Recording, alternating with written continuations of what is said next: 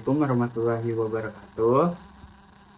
Di sini kami dari kelompok 10 akan menjelaskan materi tentang analisis struktur organisasi, kepemimpinan, dan budaya organisasi.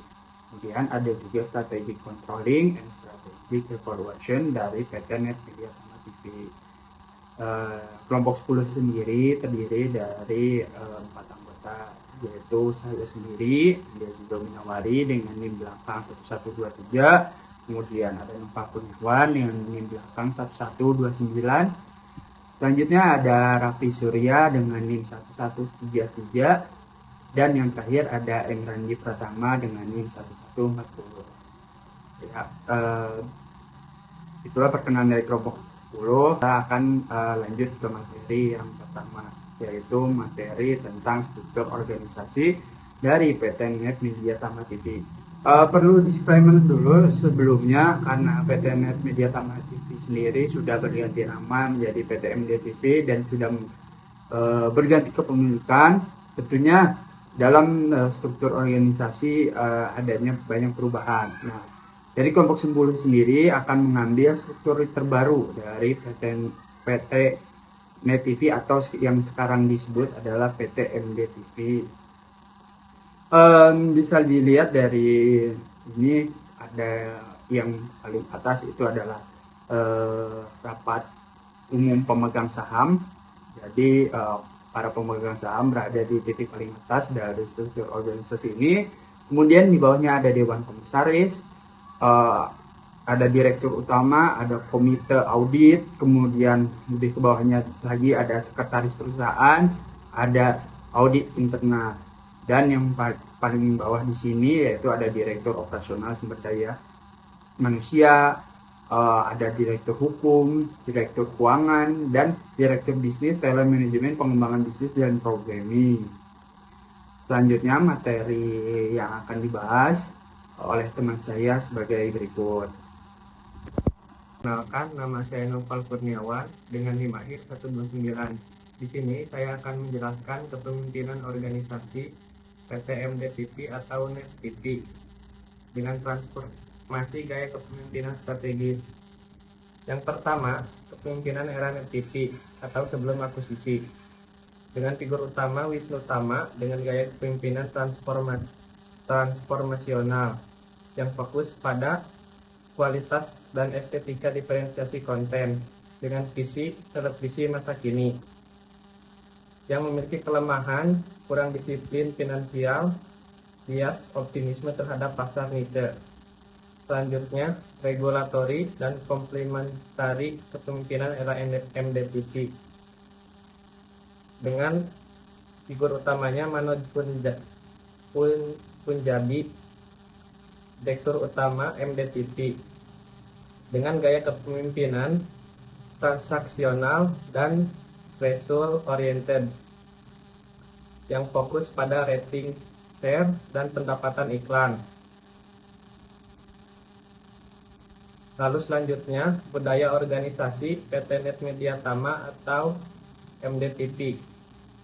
Yang pertama ada budaya organisasi era Net TV dengan identitas good people, karakteristik egaliter, kreatif, dan fleksibel. Nilai utamanya inovatif, idealisme konten, dan kebebasan berekspresi. Selanjutnya, budaya organisasi era MDTV yang berbasis efisiensi biaya, disiplin kerja, dan target kinerja dengan penerapan sistem kontrol operasional ketat. Isu strategisnya adalah benturan nilai antara kreativitas dan komersialisasi yang terjadi karena perbedaan pandangan antara menjaga kreativitas dan mengejar keuntungan bisnis. Sekian, untuk materi selanjutnya akan dijelaskan oleh rekan saya. Sebelumnya, perkenalkan, nama saya Muhammad Dandi Pratama dengan NIM akhir 140. Di sini saya akan menjelaskan mengenai strategi controlling dari PT Net Media Tama TV Tbk. Pengendalian strategis pada PT Net Media Tama TV Tbk bertujuan untuk memastikan kesesuaian antara strategi yang dirumuskan dengan implementasi operasional perusahaan, serta untuk mengantisipasi perubahan lingkungan industri penyiaran yang dinamis. Nah, bentuk pengendalian strategis yang diterapkan yaitu yang pertama ada premise control, di mana evaluasi berkelanjutan terhadap asumsi strategi diferensiasi konten dan segmentasi audiens, khususnya terkait efektivitas strategi TV niche dalam mendukung pendapatan iklan. Yang kedua yaitu ada implementation control, di mana pemantauan kinerja operasional dan keuangan melalui pengendalian biaya produksi, efektivitas program siaran, serta pengawasan arus kas dan laporan keuangan periodik. Nah, yang ketiga itu ada strategic surveillance, di mana pengamatan terhadap perubahan lingkungan eksternal meliputi persaingan industri televisi, tren belanja iklan, serta kebijakan dan regulasi penyiaran. Implikasi pengendalian strategis pada PT Net Media Tama TV Tbk yaitu ada yang pertama, meningkatkan disiplin finansial dan akuntabilitas manajerial. Yang kedua yaitu memungkinkan tindakan korektif atas penyimpangan kinerja. Yang ketiga yaitu mendukung keberlanjutan strategi perusahaan. Nah, selanjutnya kita masih membahas strategi controlling, akan tetapi setelah perusahaan diakuisisi oleh PT MDTP Media Technologies Tbk. Nah, pengendalian strategis pada PT MDTP Media Technologies Tbk dilaksanakan dalam rangka mendukung proses turnaround perusahaan, dengan tujuan memastikan bahwa strategi baru yang diterapkan berjalan sesuai rencana dan mampu memperbaiki kinerja finansial serta tidak mengulangi kegagalan strategi diferensiasi yang sebelumnya dijalankan oleh Net TV. Tujuan strategi controlling yaitu yang pertama yaitu menjamin konsistensi antar perumusan dan implementasi strategi. Yang kedua yaitu mendorong perbaikan kinerja keuangan perusahaan. Yang ketiga yaitu meminimalkan risiko strategis pasca transformasi korporasi. Nah, di sini juga ada terkait instrumen pengendalian keuangan, di mana yang pertama itu ada debt to equity swap, di mana konversi utang menjadi saham untuk menghilangkan beban bunga dan memperbaiki struktur neraca. Yang kedua yaitu ada private placement, suntikan modal dari MDTP Entertainment guna memperkuat struktur permodalan dan kontrol mayoritas sebanyak 80,05%. Yang ketiga itu ada reverse stock split, di mana perbaikan struktur permodalan serta peningkatan persepsi persepsi pasar terhadap saham perusahaan. Yang terakhir ada jenis strategi kontrol yang diterapkan, yaitu yang pertama ada premise control, di mana evaluasi ulang asumsi strategi lama, khususnya ketidaklayakan model TV niche. Yang kedua yaitu implementasi kontrol, yaitu pemantauan kinerja strategi melalui indikator keuangan utama. Yang terakhir, strategic surveillance, yaitu pengawasan terhadap dinamika pasar iklan dan persaingan televisi tier 2. Selanjutnya akan dijelaskan oleh rekan saya. Perkenalkan, nama saya Muhammad Raffi Surya dengan NIM akhir 1133. Di sini saya akan menjelaskan strategi evaluasi PT MDTV Media Teknologi Terbuka.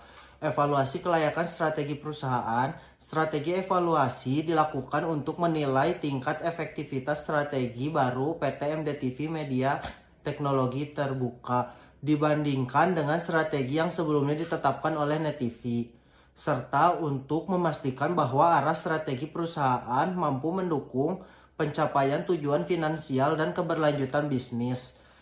Yang berikutnya, tujuan strategi evaluasi. 1. Menilai efektivitas strategi baru dibandingkan dengan strategi lama. Yang kedua, menguji kemampuan strategi dalam mencapai tujuan finansial perusahaan. Yang terakhir, menjadi dasar pengambilan tindakan korektif strategi. Berikutnya, evaluasi strategi lama Net TV. 1. Strategi fokus diferensiasi. Yang kedua, hasil evaluasi terdiri dari 1. Tidak sesuai dengan karakteristik pasar iklan televisi yang bersifat massal. Yang kedua, struktur biaya produksi relatif tinggi. Dan yang ketiga, terjadi migrasi audiens utama ke platform digital. Untuk slide terakhir, saya di sini akan menjelaskan strategi evaluasi PT MD TV Media Teknologi Terbuka, evaluasi strategi baru dan implikasi strategisnya. Pertama-tama, evaluasi strategi baru MD TV. Pada poin pertama, strateginya menggunakan cost leadership dan vertical integrasi. Yang berikutnya, keunggulan strategi ini, pemanfaatan pustaka konten MD Entertainment, struktur biaya operasional lebih rendah, sinergi yang kuat antar entitas dalam grup usaha. Berikutnya, posisi kompetitif perusahaan. Yang pertama, fokus pada pasar televisi tier 2. Berikutnya, tidak berhadapan langsung dengan stasiun market leader. Hasil evaluasi strategis. Yang pertama, strategi baru dinilai lebih realistis dan berorientasi kinerja. Berikutnya, memiliki probabilitas keberhasilan yang lebih tinggi dibandingkan strategi sebelumnya. Yang terakhir, resiko strategis. Ketergantungan pada konten grup. Dan yang terakhir, potensi penurunan inovasi dalam jangka panjang. Mungkin segitu saja yang dapat saya sampaikan. Sekian presentasi yang dapat kami sampaikan. Mohon maaf apabila ada kekurangan. Terima kasih. Wassalamualaikum warahmatullahi wabarakatuh.